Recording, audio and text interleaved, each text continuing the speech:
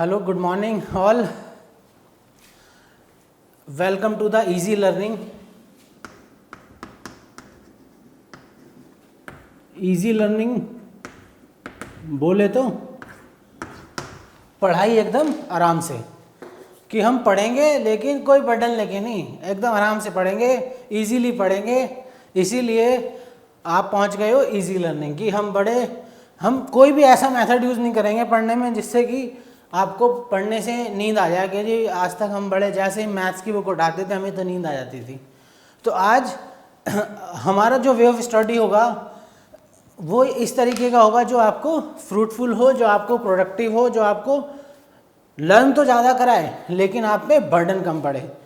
तो इसी वजह से हमने इसका नाम रखा है इजी लर्निंग, कि उस मेथोडोलॉजी से हम पढ़ेंगे, उस वे से हम पढ़ेंगे कि हमें लर्निंग आसान लगे, हमारे लिए भारी ना लगे। जैसे कुछ बच्चे सोचते हैं यार स्कूल क्यों भेज रहे हो, रो रो के स्कूल जाते हैं, तो वो वाला आपका फैक्टर हम उसको मिनिमाइज करने की कोशिश करेंगे कि कैसे हम पढ़ने को आसान करें। अब मैं कौन हूँ? मैं हूँ Vineet Sharma, by profession chartered accountant and bye passion teacher. कि जी आप तो सीए में सही चल ही रहा था, बट क्योंकि मैं पढ़ाना चाहता तो मैं पढ़ाने भी लगा। तो आज हम क्या इजी लर्निंग के पहले स्टेप पे हम क्या पढ़ेंगे, क्या आज हम डिस्कशन करने के लिए आए हैं 11th क्लास। कि जी 11th है क्या? पहली चीज़, अभी तक जो आपने पढ़ा 10वीं तक वो आपकी एक फाउंडेशन है, वो आपकी एक नींव है घर की, कि जी आप एकेडमिकली कितने स्ट्रांग हैं, आपका ब्रेन स्टॉर्मिंग एक लेवल पे हो चुका है।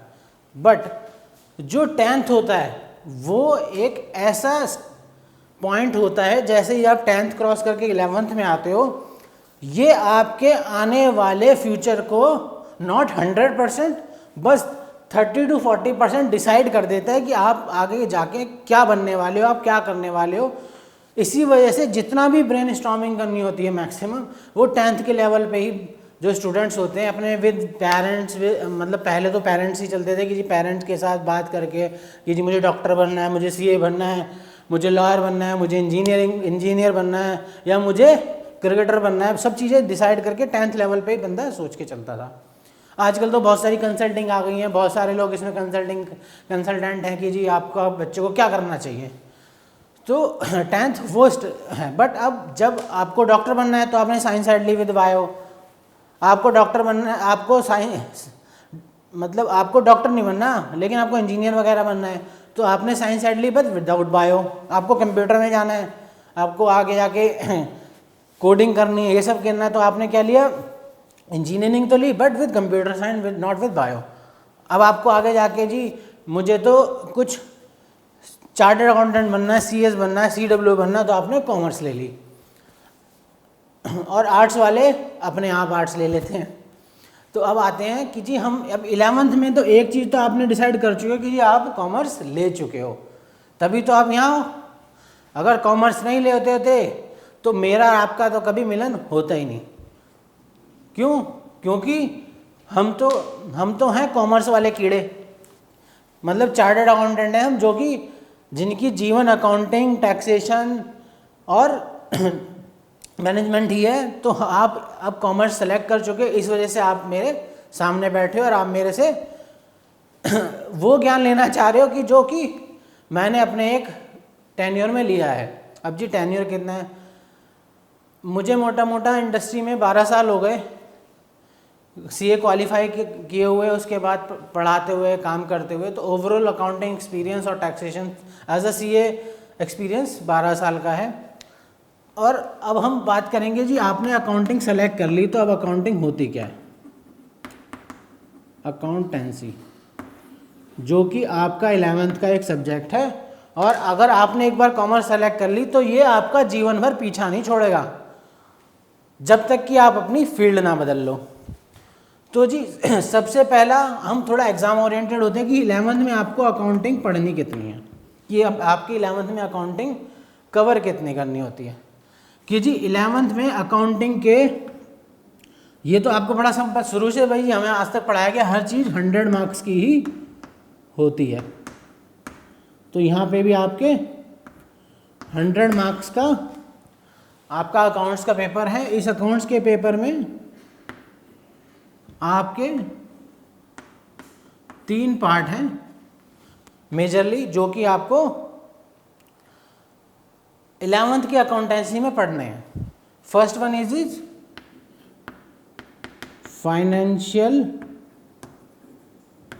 अकाउंटिंग 1, ठीक है जी।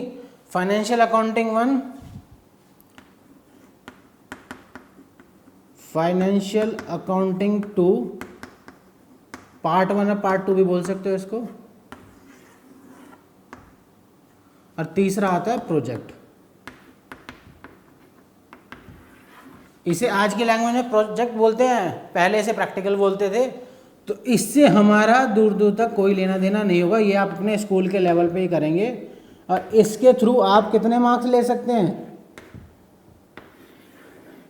20 मार्क्स कि जी ये 20 मार्क्स का जो प्रोजेक्ट है ये आपको स्कूल में ही करना पड़ेगा, इसमें हमें बहुत कुछ पढ़ना नहीं है। हमें क्या पढ़ना है जी? हमें ये पढ़ना है, जो ये आपका है और ये आपका है जी। ये कितने मार्क्स का है कि जी ये 52 मार्क्स का पार्ट 1 और ये 28 मार्क्स का है। तो ये एक मोटा मोटा बाइफर्केशन है कि अकाउंट्स के 3 पार्ट में जैसे कहते हैं ना कि अगर एक साथ बहुत सारी चीज़ दिखा दी जाए, जैसे बचपन से सबके घर में, और आपने स्टोरीज में पढ़ा होगा कि लकड़ी के बहुत सारे टुकड़ों को इकट्ठा कर दिया है तो उसे कभी तोड़ा नहीं जा सकता, उसमें एक मजबूताई आ जाती है, वो एक स्ट्रांग हो जाता है कि जी आप उसे तोड़ नहीं सकते। ऐसे अगर सारे कोर्स को एक जगह कंबाइन कर देंगे तो वो कम्बरसम हो जाएगा, भारी लगने लगेगा स्टूडेंट को। और वैसे भी उस भाई ने तो अभी पहला कदम ही रखा है अकाउंटेंसी की तरफ, तो इसलिए इन्होंने मोटे मोटे 3 पार्ट में इसको बांट दिया। तीसरा पार्ट तो इसी से ड्राइव होता है, तो मोटे मोटे 2 पार्ट में मेजरली बांटा है कि जी एक 52 मार्क्स का, एक 28 मार्क्स का है। इस 52 के भी 2 बाइफर्केशन है, एक है थ्योरी, एक है अकाउंटिंग प्रोसेसेस।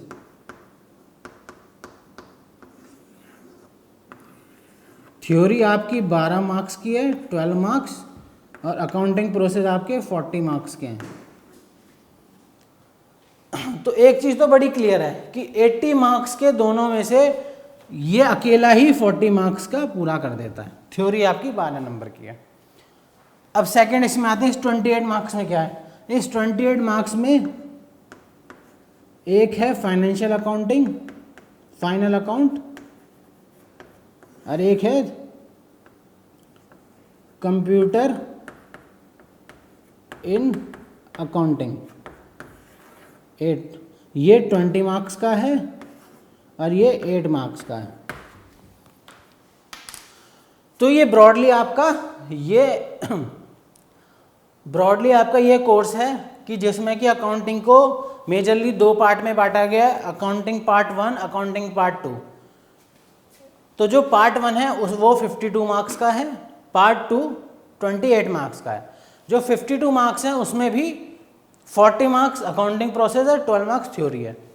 और जो 28 मार्क्स का पार्ट 2 है उसमें भी 20 नंबर का आपका फाइनल अकाउंट है और 8 नंबर का कंप्यूटर इन अकाउंटिंग है, ये कंप्यूटर का है। तो इन दोनों को अगर हम जोड़ लें पार्ट को, तो आपकी 20 नंबर का डेडिकेटेडली थ्योरी के चैप्टर हैं, theoretical framework and computer in accounting. इनका प्रैक्टिकल से कोई ज़्यादा लेना देना नहीं है। और इसके अलावा कितना नंबर बचा? 60 नंबर। 60 नंबर आपका टोटली प्रैक्टिकल का है। इन चैप्टर से या तो प्रैक्टिकल क्वेश्चन निकल के आएगा, थ्योरी रिलेटेड आएगा तो वो प्रैक्टिकल से ही रिलेटेड होगी, वो मैक्सिमम 5-10 नंबर की होती है। तो ये आपका ब्रॉड लेवल पे अकाउंटिंग का कोर्स है जो ये आता है। अब आते हैं जी, अब ये तो हो गया आपके नंबरों की बात, एग्जाम ओरिएंटेड। अब आते हैं मुद्दे पे कि जी अकाउंटिंग होती क्या है। थोड़ी देर के लिए आप ये भूल जाइए कि आपका कोई सब्जेक्ट है अकाउंट्स या कैसे करना है। अब मेन मुद्दे पे आते हैं कि जी अकाउंटिंग जो हमारा सब्जेक्ट है वो बेसिकली यहाँ पर तो उन्होंने बाइफरकेट किया है कि इतना थ्योरी है इतना प्रैक्टिकल है, बट मेरे accordingly your accountancy is 100% practical. उसका रीज़न मैं इसलिए बताता हूँ, जो आपका 30 मार्क्स की थ्योरी है वो 30 मार्क्स की थ्योरी भी कहीं ना कहीं जब आप प्रैक्टिकल पढ़ लोगे तो आपको वो थ्योरी एकदम आसान लगने लगेगी। उस थ्योरी की कोई मतलब जो आपको थ्योरी, कुछ बच्चों को जो कॉन्सेप्चुअल रहे हैं शुरू से, कॉन्सेप्ट से चीज़ें पढ़ते हैं, उनको थ्योरी हमेशा बर्डन लगती है। बट अकाउंटिंग एक ऐसा सब्जेक्ट है जहाँ पर जो थ्योरी है वो अपने आप में थ्योरी नहीं है, वो क्या है बेसिकली प्रैक्टिकल क्वेश्चन से ही निकली ही है। तो अकाउंटेंसी में अगर आप प्रैक्टिकल कवर कर लेते हो तो आप बहुत हद तक थ्योरी भी कवर कर लोगे। तो जी अब अकाउंटिंग होती क्या है? अकाउंटिंग बेसिकली क्या होती है, जो भी आप काम करते हो, जैसे आज तक भी 10th तक जो भी आप अपनी लाइफ जी रहे हो, आप हर चीज़ में एक छोटी छोटी अकाउंटिंग कर रहे हो कि जी जब हम अकाउंटिंग कर रहे हैं तो हमें सीखने की क्यों जरूरत है। जैसे कि आपके पास एक पिगी बैंक होगा कि आपको बचपन में भी क्यों आज भी आपके पास पैसे पॉकेट मनी मिलती होगी कि जी पापा से मुझे 200 रुपये मिल गए, मम्मी से 100 रुपये मिल गए, इधर सिस्टर से 50 रुपये ले लिए, मेरे पास 350 हो गए, उसमें से मैंने इतना इतना खर्चा और इतना मेरे पास आज 100 रुपये बच गए। तो आप इन सब चीज़ों का हिसाब कहाँ रखते हो? दिमाग में। कि जी जब मम्मी पूछेगी हाँ भाई मैंने तुझे 100 रुपये दिए थे, कहाँ गए? मम्मी मैंने वो खरीद ली, बॉल खरीद ली, मैंने ना वो स्कूल गया था तो मैंने एक चॉकलेट खा ली। तो ये सब चीज़ें आपके दिमाग में, आपने एक फ्रेम तैयार किया हुआ, एक आपने अपने माइंड में एक शीट तैयार की है जिसपे सब चीज़ें लिखी हुई हैं। अब दिमाग की चीज़ें जो होती हैं वो तो लंबे समय तक चलती नहीं। अब आज पापा ने जो 200 रुपये दिए उसका हिसाब आप महीने 1.5 महीने तक मैक्सिमम याद रख सकते हो। अब पापा 2 साल बाद जाग जाते हैं कि भी अबे 1 साल पहले तुझे 500 रुपये दिए थे, वो कहाँ खाए तूने? आप कह रहे हो पापा मैंने कहीं लिख के तो रखा है नहीं। तो जब मैंने लिख के नहीं रखा तो मैं आपको बता कैसे दूं कि ये पैसे कहाँ खर्चे मैंने या कहाँ यूज़ करे। सेम चीज़ आती है बिजनेस में। अब मैं इसको थोड़ा बड़े एग्जांपल पे लेके जाता हूँ कि जब हम कोई बिजनेस शुरू करते हैं तो वहाँ पर तो हम जैसे आप अपने पॉकेट मनी का हिसाब रखा, अब आप बिजनेस का भी हिसाब ऐसे रखना चाहते हो कि जी मैंने तो आज तक हिसाब दिमाग में रखा है। तो जब आप दिमाग में हिसाब रखना चाहते हो कि इतना माल खरीदा, इतने का बेच दिया, जब आप दुकान पे बैठे थे जो बिजनेस कर रहे थे, एक बंदा आया कि जी चल 1 महीने बाद पैसे ले लियो, कि ठीक है जी याद रखूँगा चला जा। 1 महीने बाद याद ही नहीं आया जी कितने पैसे लेने होते उससे, ये याद आ रहा है लेने तो थे, अब याद नहीं आ रहा लेने कितने थे। तो आपका जो मेमोरी है वो चीज़ों को एक लेवल तक ही याद रख सकती है, उसको रिकॉर्ड करने के तरीके को ही अकाउंटेंसी कहते हैं। कि जी आपकी जो भी ट्रांजैक्शन आप करते हो, जो भी आप हिसाब रखते हो, इसलिए अकाउंटिंग हमें करनी बहुत इंपॉर्टेंट हो जाती है कि जी आप हमेशा चीज़ें याद नहीं रख सकते कि आप एक सिस्टमेटिक मैनर में उसे लिखते हो। अब सिस्टमेटिक मैनर क्यों? कि जी आप लिखने की बात कर रहे हो ना, कि जी लिखने के लिए मैंने तो पेपर पे लिख लिया, एक पेपर पे लिखते जा रहा हूँ कि इतना पैसा दिया, इतना लिया, इतना पैसा दिया, इतना लिया। तो इस लिखने की प्रोसेस को आप अकाउंटिंग नहीं कह सकते, इस लिखने की प्रोसेस को आप बुक कीपिंग बोल सकते हैं। इसको हम अभी अब डिटेल में पढ़ेंगे वो होता क्या है। तो सबसे पहला तो बड़ा इंपॉर्टेंट यही है कि जी अकाउंटिंग हम पढ़ना क्यों चाहते हैं, क्योंकि अभी तक जिस तरह जो भी आपका वे आज तक पढ़ने का रहा 10th तक, उसमें आपका ये रहा 100 क्वेश्चन कर लिए, पेपर में से 10 आ गए, अपना काम हो गया। बट अब आपको वो अप्रोच चेंज करनी है। उसका रीज़न ये है कि ये सब्जेक्ट आपके साथ लाइफ लॉन्ग रहेगा। आप जब भी आप प्रैक्टिकल कंपनीज में जाके काम करोगे प्रैक्टिकली या अपना बिजनेस चलाओगे, ये आपको उसमें हर तरह से हेल्प करेगा एक अर्निंग पर्सन बनने में। अर्निंग पर्सन मीन्स आप जॉब करके अर्न कर सकते हो, आप बिजनेस करके अर्न कर सकते हो, तो आपको ये उसमें हेल्प करेगा। अगर आप जॉब कर रहे हो तो इट कुड बी कि आप सीए बन गए, आपने अकाउंटिंग का कोई कोर्स कर लिया जिससे आप जॉब कर सकते हो। बट आप बिजनेसमैन हो तो आपको ये क्योंकि आप अपने अब अकाउंटिंग में बहुत ही कंफर्टेबल हो तो आपको ईजी रहेगा बिजनेस मैनेज करना। तो इसकी इंपॉर्टेंस क्या है कि हम ऐसा क्यों पढ़ रहे हैं। अब आज के बाद आपको क्या कॉन्सेप्ट बदलना है, सबसे पहले कुछ भी पढ़ने से पहले माइंड में बड़ा क्लियर होना चाहिए कि हम ये सब्जेक्ट क्यों पढ़ रहे हैं। क्योंकि थ्योरी तो फिर भी जो मैं समझाऊंगा उसके बाद आप एक पढ़ सकते हो, आप अंडरस्टैंडिंग आ जाएगी थ्योरी है क्या। बट अकाउंटिंग, ओवरऑल अकाउंटिंग क्या है। सबसे पहले अकाउंटिंग एक प्रोसेस है, ठीक है जी।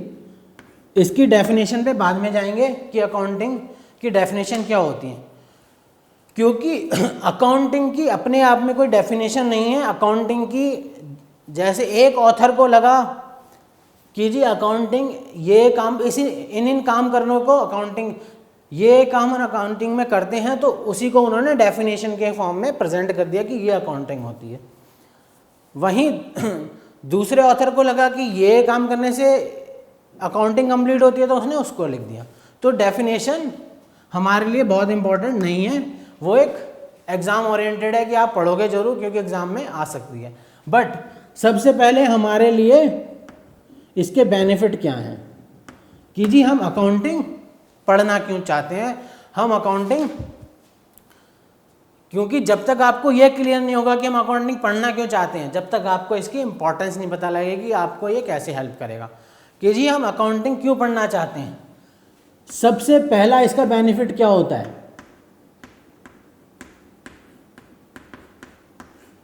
सबसे पहला बेनिफिट कि जी सबसे पहला बेनिफिट तो इसका यही होता है कि जो अभी आपने बोला कि अभी तक अपने दिमाग में आप हिसाब रख रहे थे, अब आप क्या करोगे, आप चीज़ों को रिकॉर्ड करोगे। तो सबसे पहला बेनिफिट आपका क्या है, ये आपके माइंड को रिप्लेस कर देता है एक सिस्टमेटिक डॉक्यूमेंट के थ्रू।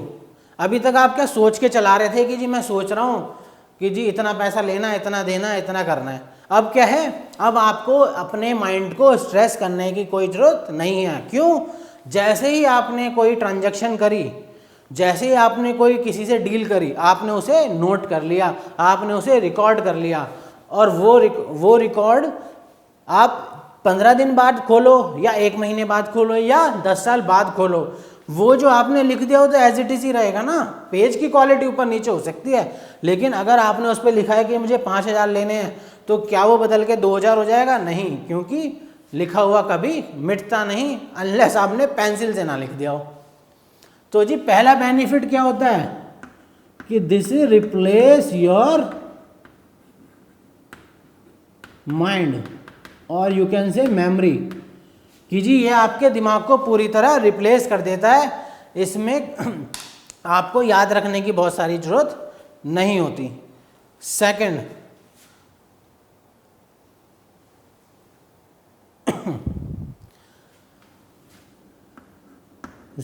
ये आपको प्रॉफिट और लॉस एसरटेन करने में हेल्प करता है।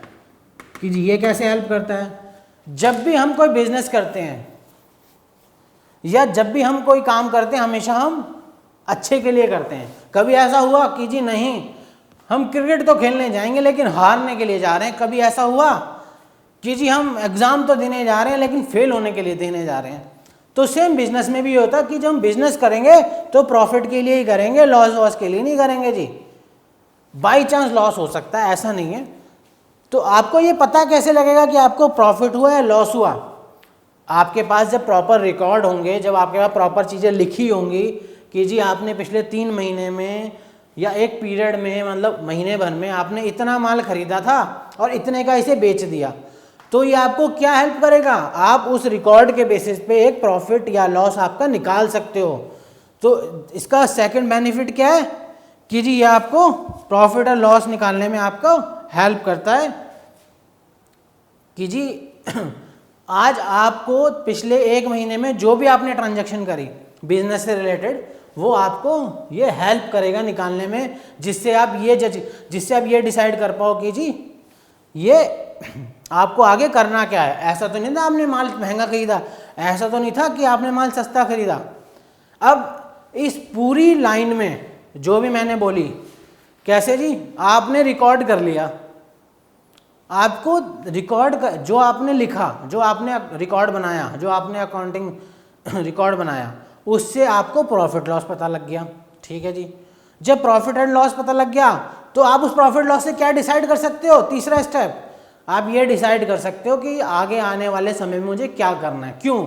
अगर प्रॉफिट हुआ तो आपको आने वाले समय में ये डिसाइड कर सकते हो जी जैसा चल रहा है ठीक चल रहा है, आप डिसीजन ले कि मुझे प्राइस और बढ़ाना है घटाना है।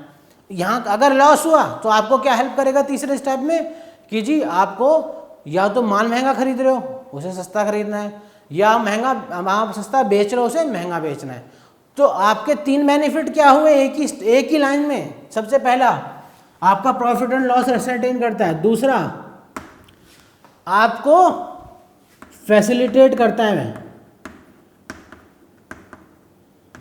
Facilitate management. मैनेजमेंट कौन होता है? जो कि बिजनेस चलाता है।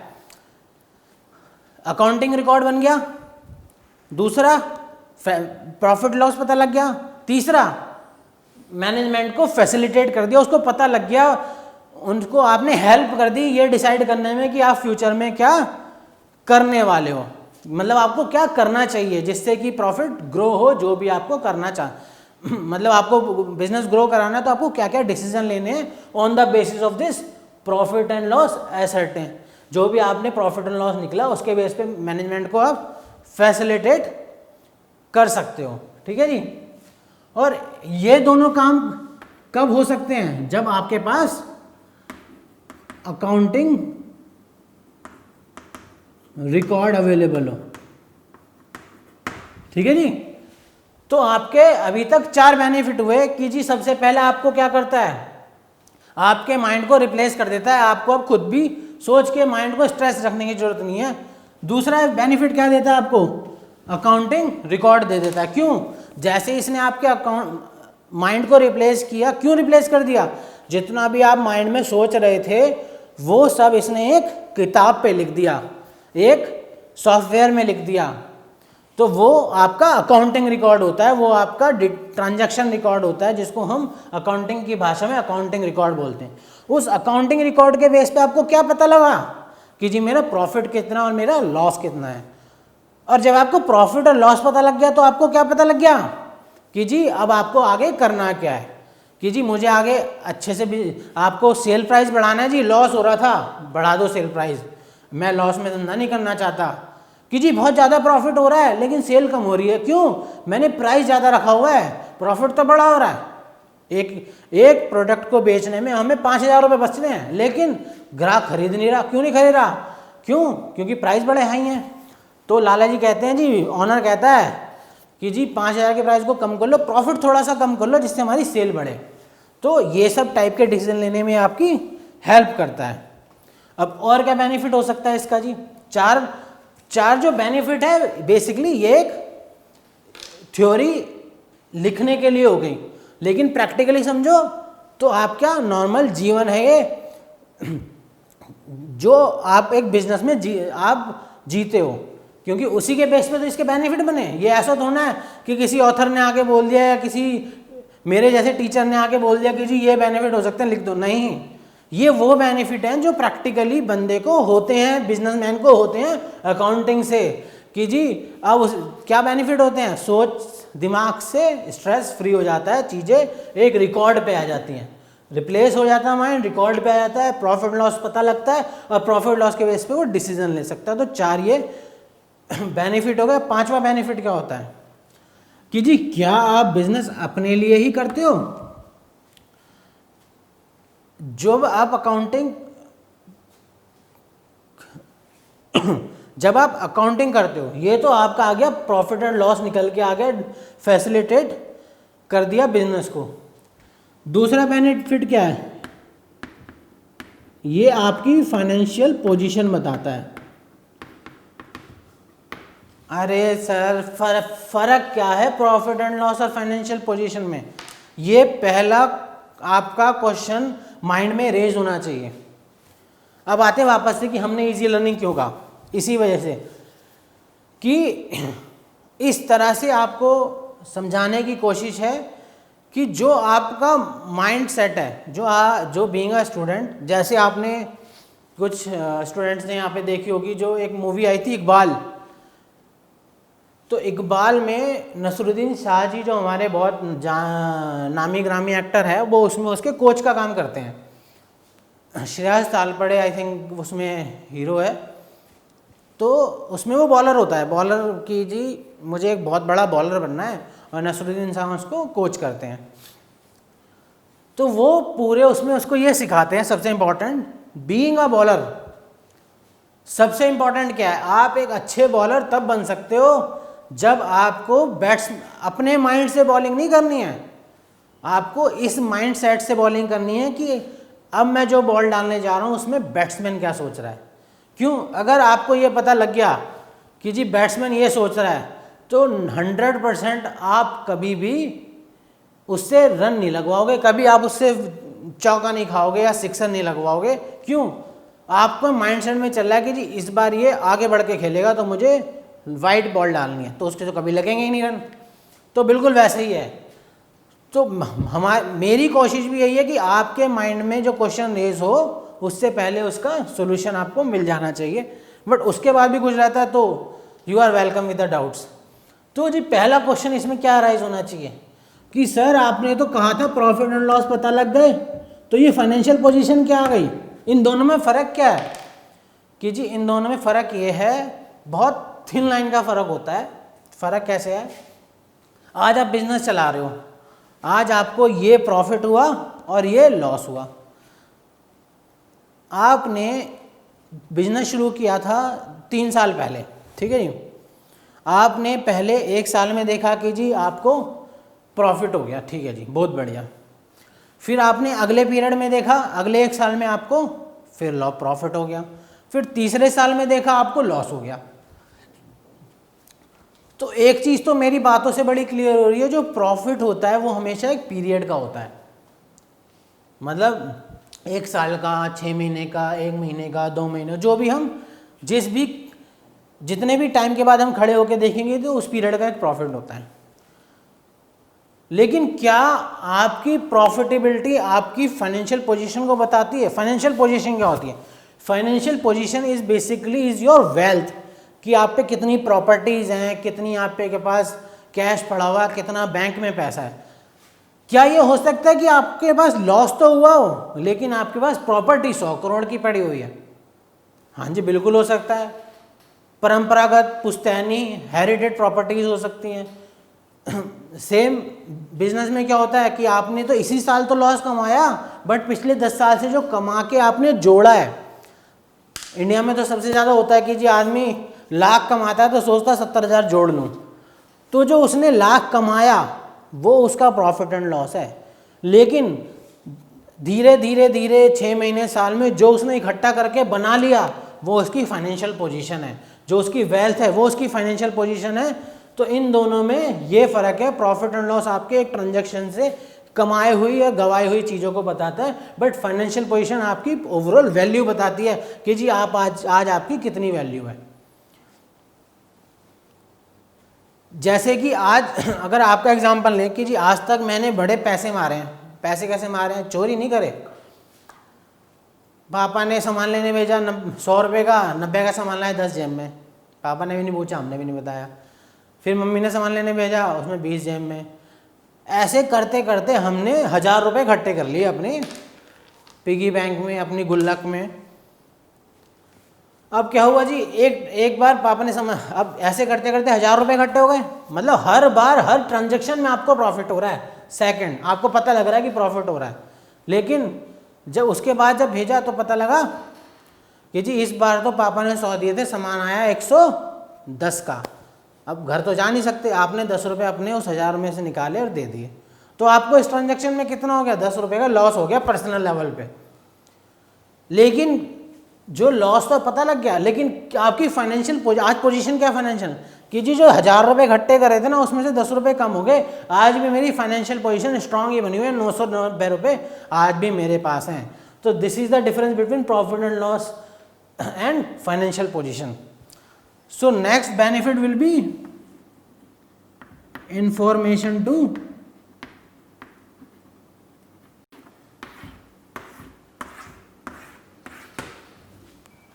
कि जी जब आप सारी चीज़ें रिकॉर्ड कर लोगे प्रॉपर एक सिस्टमेटिक मैनर में कि आपने सारी ट्रांजैक्शन जो भी आपने आज तक काम किया उसे प्रॉपर उसमें रिकॉर्ड कर लिया, तो वो आपको जितने टाइप की इंफॉर्मेशन आपको चाहिए होगी कि जी लिख लिया, अकाउंटिंग कर ली, एक बुक में लिख लिया सब, या एक सॉफ्टवेयर में नोट कर लिया, हाँ भाई अब ये आपके लिए अलादीन का चिराग हो गया इंफॉर्मेशन के लिए। अलादीन का चिराग कैसे होगा कि आप हो अलादीन और अकाउंटिंग जो बुक है कि जी जो अकाउंटिंग की ये जो बुक है अकाउंटिंग की, ये आपका हो गया चिराग। सॉरी ये तो वैसे मैथ की है, बट ये हो गया आपका चिराग। चिराग कैसे हो गया? अब आप मालिक हो, हाँ भाई जिनी मुझे ये बताओ कितनी सेल हुई, जो हुक्म मेरे आका, अकाउंटिंग जो रिकॉर्ड होंगे वो आपको निकाल के देंगे कितनी सेल हो गई। हाँ भाई जिनी मुझे बता कितना प्रॉफिट हुआ, प्रॉफिट बता दिया। हाँ भाई मुझे बता कितने का माल खरीदा, बता दिया। हाँ भाई मुझे बता कितने लोगों के पैसे देने हैं, ये लो जी। तो ये जो चीज़ें आप दे रहे हो ये सारी आपकी इन्फॉर्मेशन है, जिसको जिस टाइप की इन्फॉर्मेशन चाहिए वो अकाउंटिंग रिकॉर्ड से प्रोवाइड होती हैं। जैसे कि अब किस किस को इन्फॉर्मेशन चाहिए हो सकती हैं, ये अभी आप डिटेल में पढ़ोगे यूजर्स कौन कौन हो सकते हैं। फर्स्ट चैप्टर में it's your part of your theory, ये आपकी थ्योरी का पार्ट है कि जी यूज़र कौन कौन हो सकता है अकाउंटिंग इन्फॉर्मेशन का, कि जो इन्फॉर्मेशन मिल रही है उसे कौन कौन यूज़ कर सकता है। सबसे पहला तो मालिक ही है जिसने रिकॉर्ड बनवाए, बहुत बढ़िया। दूसरा बैंक्स यूज़ कर सकते हैं, कल को उधारी की जरूरत पड़ी, पैसे की जरूरत पड़ी, बैंक से आप मांगोगे लोन तो बैंक का लाओ भैया अपनी मुझे वो दे दो, पहले इन्फॉर्मेशन बताओ आपने क्या प्रॉफिट कमाया क्या लॉस कमाया तब बात करेंगे। और कौन रह सकता है, आप जिससे माल खरीद रहे हो वो भी आपकी इन्फॉर्मेशन ले सकता है। तो इस टाइप की इन्फॉर्मेशन डिफरेंट यूजर्स को मिलती है। तो ब्रॉड लेवल पे आपको अकाउंटिंग पढ़ने के ये बेनिफिट है, नॉट पढ़ने के बट ऑल्सो करने के। क्यों? अकाउंटिंग पढ़ने का तो आपको एक ही बेनिफिट है फिलहाल कि 11th का एग्जाम क्लियर होगा, this is the benefit. But जब भी आप 12th क्लियर करके अकाउंट किसी के लिए जब प्रोफेशन में जाओ अकाउंटिंग करनी शुरू करोगे तो उस अकाउंटिंग करने के ये बेनिफिट है। इसीलिए तो आप पढ़ रहे हो, क्योंकि जब किसी को बेनिफिट होगा तभी तो आपको भी पैसों में बेनिफिट होगा, तभी तो आपको सैलरी मिलेगी, प्रोफेशनल फीस मिलेगी, आप सीए बनोगे तभी तो आपको ये सब मिलेगा। तो ये आपके अकाउंटिंग के मेजरली बेनिफिट है। तो आज से एक चीज़ बड़ी क्लियर है कि हम जो भी पढ़ेंगे उसमें हमें ये बड़ा क्लियर होना चाहिए कि हमें बेनिफिट क्या है। ठीक है जी। अब मैं वापस आता हूं आपकी डेफिनेशन पे कि अकाउंटिंग होती क्या है। एक चीज तो बड़ी क्लियर है, अकाउंटिंग इज अ प्रोसेस। कि प्रोसेस किस चीज की है?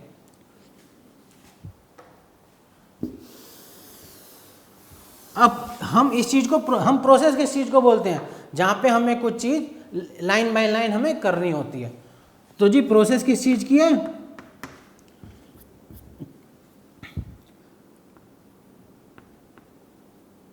सबसे पहले हम क्या करेंगे? आइडेंटिफाई करेंगे। किस चीज को आइडेंटिफाई करेंगे?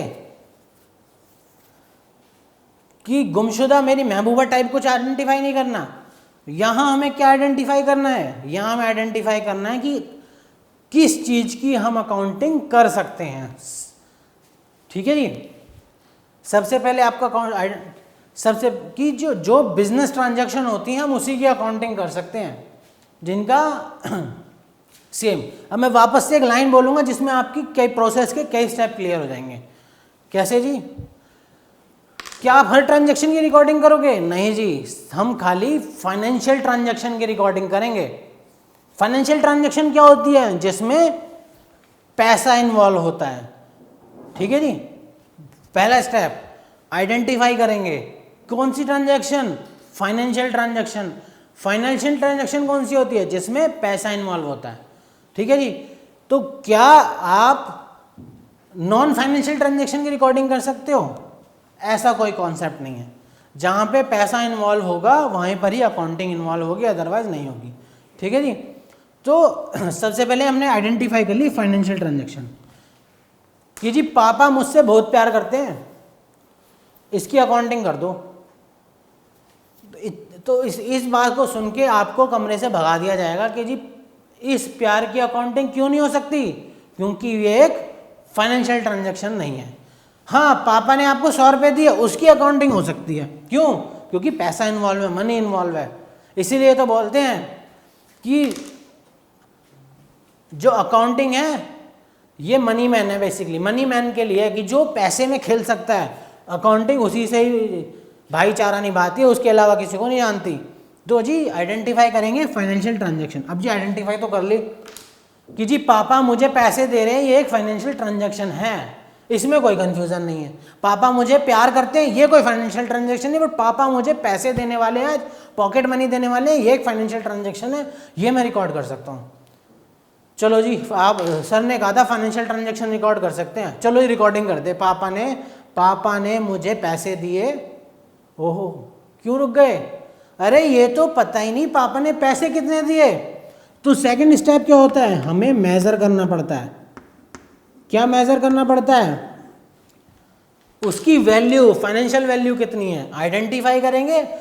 पापा ने मुझे पैसे दिए 100 रुपये, अब इन 100 रुपये को रिकॉर्ड कर सकते हैं। तो सबसे इंपॉर्टेंट है उस चीज़ को फाइनेंशियल टर्म में, मनी में मेजर करना। तो ये अकाउंटिंग का दूसरा स्टेप है। First is identification, second is measuring, कि जी हम उस ट्रांजैक्शन को हम मेजर करेंगे। चलो जी, आइडेंटिफाई हो गई, मेजर हो गई। पापा हमें पैसे दे रहे हैं, आइडेंटिफाई कर ली, मेजर कर लिया, 100 रुपये दे रहे हैं। अब क्या करेंगे? अब तो सब पता लग गया, अब तो लिख लो। तो लिखने को अकाउंटिंग में क्या बोलते हैं? रिकॉर्डिंग। रिकॉर्डिंग वो वाली नहीं है कि श्रेया घोषाल या बप्पी लहरी बन के माइक लेके शुरू हो जाओ कि पापा ने पैसे दिए 100 रुपये, पापा ने पैसे दिए 100 रुपये। ऐसा कुछ नहीं है। एक सिस्टमैटिक तरीके से आपको अपनी अकाउंटिंग बुक्स, जैसे आपकी मैथ्स की बुक होती है, साइंस की बुक होती है, ऐसे ही अब अकाउंटिंग जो किताबें होती है जिसमें बिजनेस की ट्रांजैक्शन लिखी जाती हैं, उसमें हम रिकॉर्ड करेंगे। रिकॉर्ड करने के तरीके वो आपको आने वाले पूरे 80 मार्क्स के एग्जाम में के लिए पढ़ना ही है। तो but this is the process. Identify कर ली, वैल्यू निकाली, रिकॉर्ड कर ली, ठीक है जी। रिकॉर्ड तक तो पहुंच गई। आपने रिकॉर्ड कर ली कि जी पापा ने मुझे पैसे दिए 100 रुपये। दूसरा, मैं ये सामान खरीद के लाया 80 रुपये का, चलो जी। तीसरा, मम्मी ने पैसे दिए 100 रुपये, लिख लिया। लिखे जा रहे हो, लिखे गए, पूरा 1.5 पेज भर दिया। भरने के बाद आज आपसे पापा पूछ लेते हैं कि जी भाई मैंने तुझे इतने इतने पैसे दिए थे, इनका हिसाब दे दे जरा। अब आप बैठ लेके शुरू हुए, पहला पेज उठाया जहाँ पे लिखा था पापा ने 100 रुपये दिए प्लस मैंने खर्चा करा माइनस, फिर दिए प्लस, फिर दिए माइनस। तो ये तो कोई सिस्टमेटिक तरीका नहीं हुआ लिखने का। फिर फ़ायदा क्या हुआ जब आपको इतना ही लंबा प्रोसेस फॉलो करना है किसी को कुछ डाटा बताने के लिए। तो फोर्थ स्टेप अकाउंटिंग का सबसे इंपॉर्टेंट स्टेप होता है क्लासीफाइंग।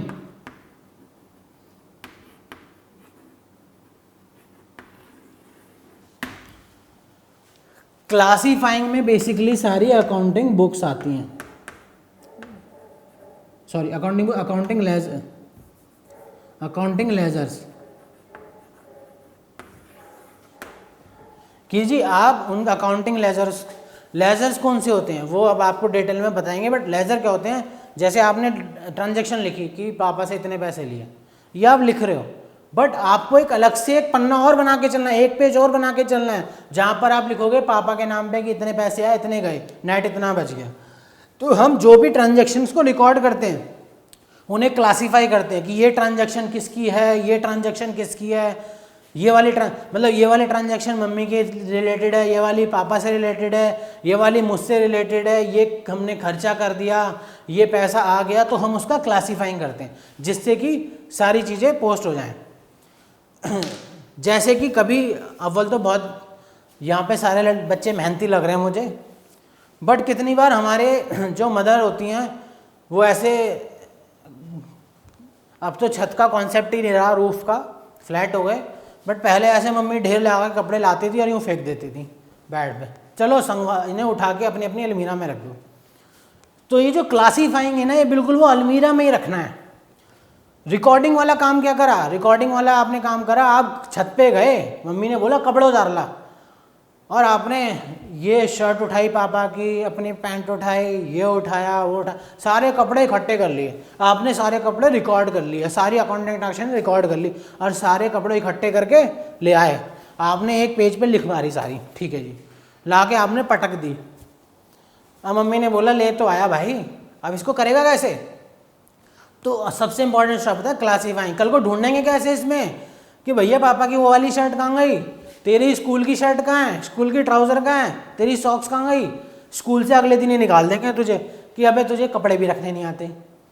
तो क्या कर, इन्हें ढूंढ ढूंढ के क्लासीफाई कर ले कि जी ये पापा की शर्ट है पापा की अलमीरा में, ये मेरी शर्ट है ये मेरी अलमीरा में, ये मेरी ट्राउज़र है मेरी अलमीरा के नीचे वाले शेल्फ में, ये मेरी सॉक्स हैं ये ड्रॉर में। तो ऐसे करके हम अकाउंटिंग ट्रांजैक्शन को भी क्लासीफाई करते हैं कि जी ये इस से रिलेटेड है, ये इस बंदे से रिलेटेड है, तो उनको हम क्लासीफाई करते हैं जिससे आगे आके आप इंफॉर्मेशन इजीली निकाल पाओ। ठीक है जी। तो ये अकाउंटिंग के 4 इंपॉर्टेंट स्टेप है कि हमने आइडेंटिफाई कर लिया, मेजर कर लिया, रिकॉर्ड भी कर दिया। रिकॉर्ड के बाद ये सबसे ज़्यादा इंपॉर्टेंट स्टेप होता है। ठीक है जी। अब नेक्स्ट स्टेप होता है कि जी आपने क्लासीफाई तो कर दिया कि सारे कपड़े अपने अपने शेल्फ में रख दिए, अब हम उसे करते हैं समराइजिंग। समराइज क्या होता है कि जी अब आप मेरे पास इतना इतना सबसे लेना है, तो हम उसकी एक समरी बनाते हैं कि जी पापा को इतने पैसे देने हैं, मम्मी को इतने लेने पैसे, मम्मी से इतने पैसे लेने हैं। तो ऐसे करके हम एक लिस्ट बना लेते हैं, एक समरी बना लेते हैं बेसिकली, जिससे हमें टिप्स पे रहे किससे कितना पैसा लेना है।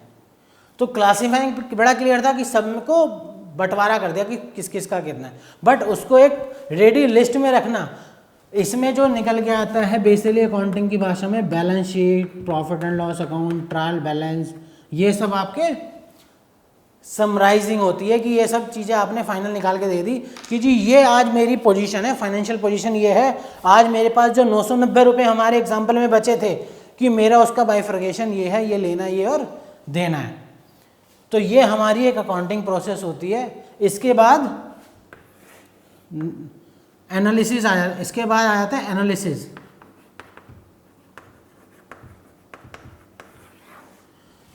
On the basis of this summary हम एनालाइज, जितना भी इंफॉर्मेशन है उसे एनालाइज करते हैं कि हमें प्रॉफिट हुआ, लॉस हुआ, हमें आगे बिजनेस में क्या करना है क्या नहीं करना है, वो हम एनालाइज कर लेते हैं। ये सारा काम कौन करता है? ये सारा काम एक अकाउंटेंट करता है, चार्टर्ड अकाउंटेंट करता है ये सारा काम। ठीक है जी। जैसे ही ये काम हो गया, क्या क्या काम हो गया, हमने ट्रांजैक्शन आइडेंटिफाई कर ली कि जी हमने इतने का, हम उससे माल खरीद रहे हैं, ये ट्रांजैक्शन आइडेंटिफाई हो गई। मेजर कर ली कि जी 20,000 रुपये का माल खरीद रहे हैं, मेजर हो गई। रिकॉर्ड कर ली, उसकी हमने अपनी बुक्स में रिकॉर्डिंग कर ली, लिख लिया। क्लासीफाई कर ली कि जी ये अमाउंट, ये जो सामान खरीदा हमने रिलायंस से खरीदा, तो हमने उसके नाम पे रिकॉर्ड कर क्लासीफाई कर लिया। उसके बाद हमने उसकी समरी बना ली कि जी पिछले 1 महीने में जो जो किया, हमने उसकी एक लिस्ट बना ली कि जी रिलायंस को इतना पैसा देना है, लेकिन इस विनीत से इतना पैसा लेना है, इतना हमारे पास कैश में पैसा पड़ा, इतना हमारे बैंक अकाउंट, तो हमने उसकी एक समरी बना ली। समरी बनाने के बाद हमने उसका एनालिसिस बनाया। एनालिसिस मतलब हमने ये बताया कि जी 1 महीने में हमें इतना प्रॉफिट हुआ है, इतना हमें सेल करनी चाहिए थी, इतनी हमने परचेज करी है, हमने कम कॉस्ट पे परचेज करी है, ज़्यादा पे बेची है, ज़्यादा पे बेच या कम पे बेची है जबकि हमने खरीदा, तो इस टाइप के हमने एनालिसिस कर दिए। ये सब काम एक अकाउंटेंट ने कर दिया। अब ये सब काम का फ़ायदा क्या है? ये सब काम का फ़ायदा है कि ये हम किसको बताएंगे, ये हम कम्युनिकेट करेंगे ऑनर्स को। कम्युनिकेट, ये किसको बताएंगे? ये मालिक को बताएंगे, ऑनर्स को बताएंगे, जो भी स्टेक होल्डर हैं उस बिजनेस के, उस कंपनी के। क्यों? क्योंकि हमने बेनिफिट में पढ़ा था ना भाई कि उनको फैसिलिटेट करता है, ये पूरी अकाउंटेंसी इनको फैसिलिटेट करती है मैनेजमेंट को बिजनेस रन करने के लिए। तो यही आपकी पूरी अकाउंटिंग की डेफिनेशन भी है और यही आपकी कैरेक्टरिस्टिक भी है। तो इससे हमने 2 चीज़ कवर की कि अकाउंटिंग की डेफिनेशन इससे कवर होती है, identify, measuring, recording, classifying, summarising, analysis and communicating. तो यही है इसकी अकाउंटिंग जो प्रोसेस है, ये उसकी कैरेक्टरिस्टिक भी यही है। तो अकाउंटेंसी की प्रोसेस ये हो गई, ये आपके बेनिफिट हो गए, ठीक है जी। तो नाउ मूव टू, अब आते हैं कि जी जो बेनिफिट है यही एज इट इज आपके ऑब्जेक्टिव भी हैं। जो बेनिफिट हैं यही आपके ऑब्जेक्टिव क्यों बन जाते हैं? जो आप कुछ भी काम करना चाहते हो कि जी आप पढ़ना क्यों चाहते हो? क्योंकि मैं आगे पैसे कमाना चाहता हूँ। तो आपका ऑब्जेक्टिव क्या है कि मैं पैसे कमाना चाहता हूँ, और इसको पढ़ने का फ़ायदा क्या है? मैं पैसे कमाना चाहता हूँ। तो जो आपके ऑब्जेक्टिव हैं वो मैक्सिमम आपके बेनिफिट भी दोनों सेम ही हो जाते हैं। तो आप दोनों को वाइस वर्सा यूज़ कर सकते हो, ऑब्जेक्टिव में भी बेनिफिट में भी। So now moves to the limitation part की अकाउंटिंग आपने पढ़ा दीजिए। अकाउंटिंग ये आपने नोट कर लिया, चलो। अकाउंटिंग आपने पढ़ा दीजिए। अकाउंटिंग जी एक प्रोसेस है। अकाउंटिंग प्रोसेस किस चीज़ की है? आइडेंटिफाई करने की, मेज़र करने की। पहले ढूंढो, फिर वैल्यू करो, फिर रिकॉर्ड करो, क्लासीफाई करो, फिर उसकी समरी बनाओ, फिर एनालाइज करो, और फिर लाला जी को उसकी इन्फॉर्मेशन बता दो, ठीक है जी। तो ये इसके बेनिफिट हैं।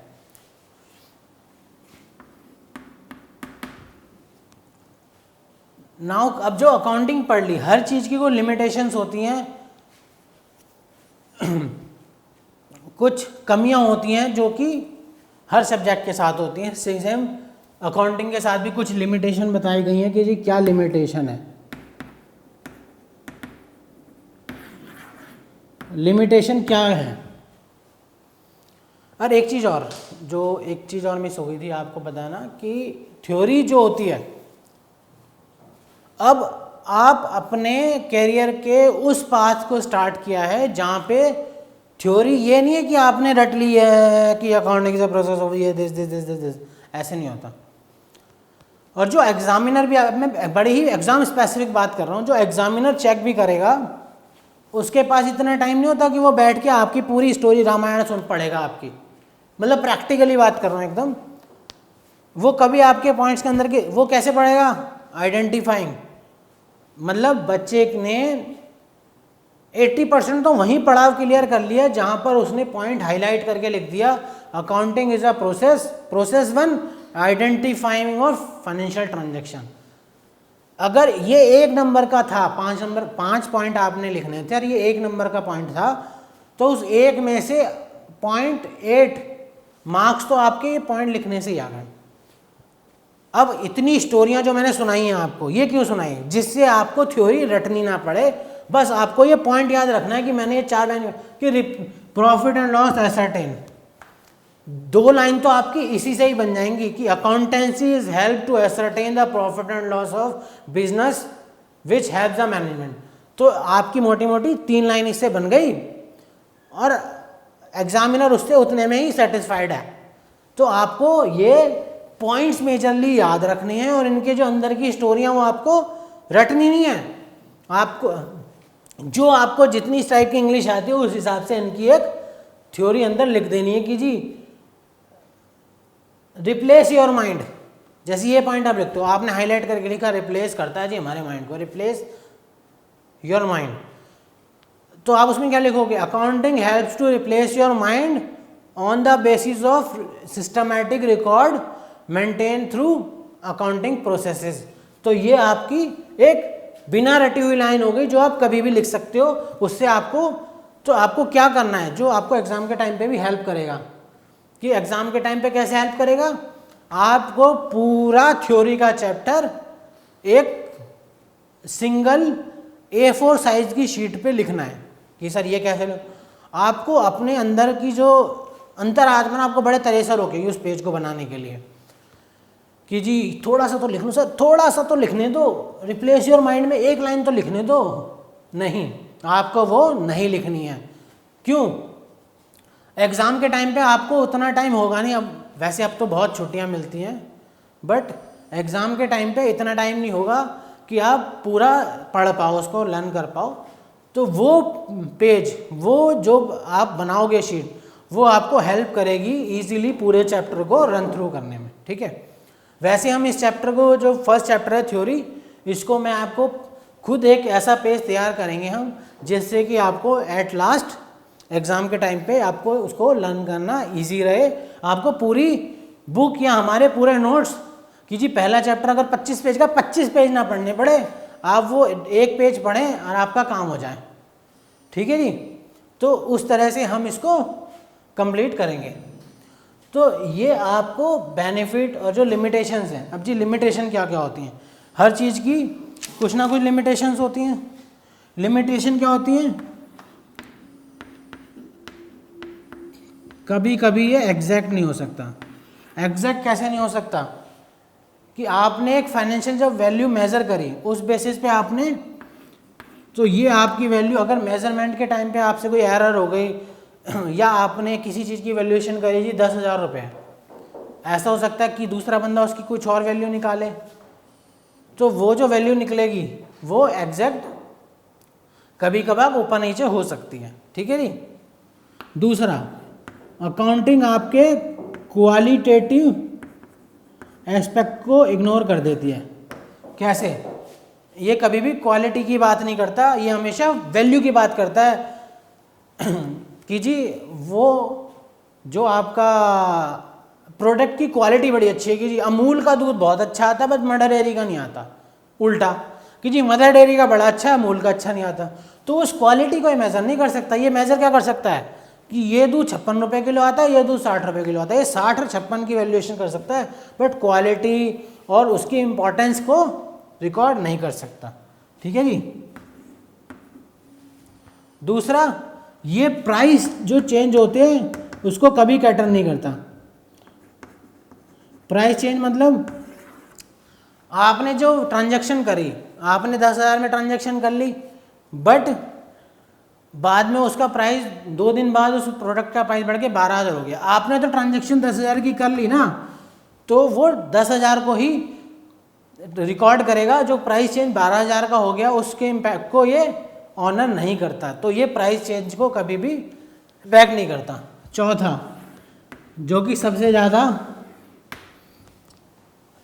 कॉन्ट्राडिक्टरी है। कॉन्ट्राडिक्टरी कैसे है, जब आप आगे जाके कुछ भाई लोग यहाँ पे जितने भी बैठे हैं उसमें कुछ लोग शायद मेरी तरह सीए भी बनेंगे, बाई लक और बाई चांस कैसे भी सही सीए तो बनेंगे, ये श्योर है।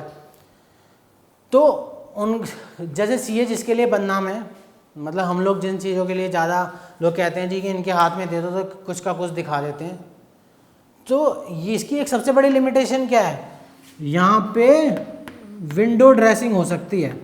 अब विंडो ड्रेसिंग क्या होती है, विंडो ड्रेसिंग होती है इन्फॉर्मेशन को गलत तरीके से दिखाना, कि जी आपको बैंक से लोन लेना है और आपने प्रॉफिट हो रहा था आपको 5,000 और सीए ने सारा डाटा हिलो के आपको प्रॉफिट दिखा दिया 50,000 लोन लेने के लिए, कि जी आपको प्रॉफिट हो रहा था 5 लाख रुपए, आप सीए के पास गए, उसने पूरा अकाउंटिंग डाटा अपने हिसाब से बनाया और प्रॉफिट को दिखा दिया 20,000 रुपये। तो ये इसका सबसे इम्पॉर्टेंट एग्जाम में लिखने के लिए लिमिटेशन है कि अकाउंटिंग से छेड़छाड़ हो सकती है।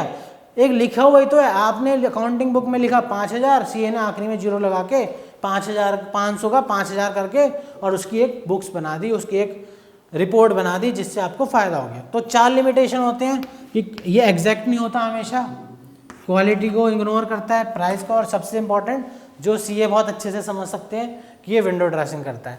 तो दीज आर द लिमिटेशंस। तो ये मोटा मोटा आपका अकाउंटिंग का कॉन्सेप्ट, बेसिक थ्योरी का जो चैप्टर है उसका 50% पार्ट कवर है। 100% हमने इसलिए नहीं कहा क्योंकि इस चैप्टर को हम जब प्रैक्टिकल पूरा पढ़ लेंगे तो हम इसको एक बार पूरा दोबारा पढ़ेंगे, जो आपको हेल्प करेगा इजीली इसको लर्न करने के लिए। So this is and for today, and I hope सबको ये चीज़ समझ आई होगी कि कहीं भी आपको ये अकाउंटिंग में, कहीं भी आपको ये एग्ज़ाम में इसका भी हमने 50% पढ़ा है, but this is just a kick start of your practical problems. उसके बाद हम इस चैप्टर को दोबारा से, फर्स्ट चैप्टर को दोबारा से सिंगल पेज पे जब ड्रॉ करेंगे तब दोबारा पढ़ेंगे, जो आपको एग्जाम में हेल्प करेगा। ठीक है, so okay, thank you all, good day, bye.